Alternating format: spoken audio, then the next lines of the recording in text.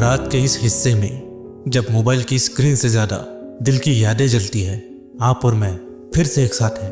मैं हूं अश्विन और आप सुन रहे हैं स्टोरी टेलर, जहां मोहब्बत की कहानियां जरा अधूरी होती है पर तन्हा नहीं। आज है कहानी का चौथा हिस्सा, प्यार फिर एक बार।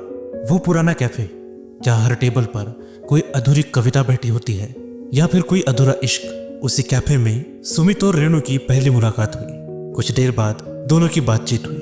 दोनों के पीछे ना कोई किताब थी ना कोई अतीत, बस 2 कप कॉफी और 2 अजनबी जो न जाने क्यों पर अजनबी नहीं लग रहे थे। ये शुरुआत जरा छोटी सी थी। तुम अक्सर यहीं आते हो?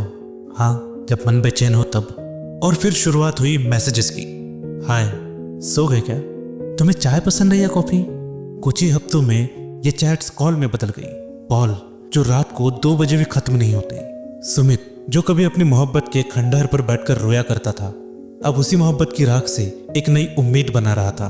एक दिन रेणु और सुमित की मुलाकात हुई और सुमित ने रेणु से कह ही दिया, तुम्हारी आंखों में देखता हूं तो लगता है हर पल बस तुम्हारे ख्वाब देखना है।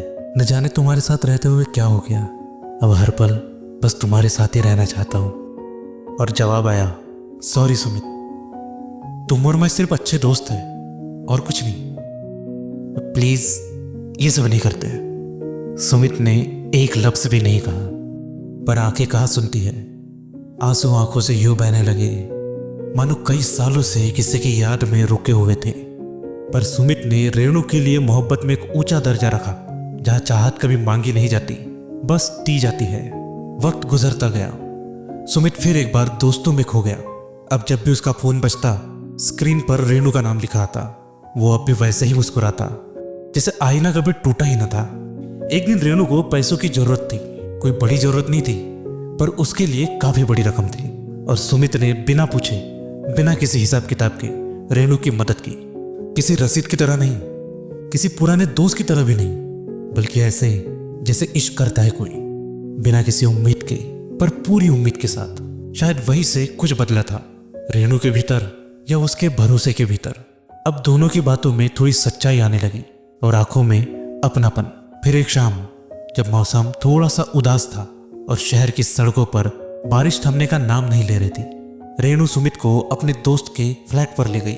रेणु ने सुमित का हाथ थामा और उसे कमरे के अंदर ले गई और कहा, आज सिर्फ हम दोनों हैं और कोई नहीं। ये रात और हम दोनों का इश्क, आज इसे पूरा कर देते हैं। कहानी के अगले भाग में हम जानेंगे, क्या इश्क ने अपने पुराने जख्मों को फिर से जोड़ा या फिर कोई नया जख्म साथ ले आया।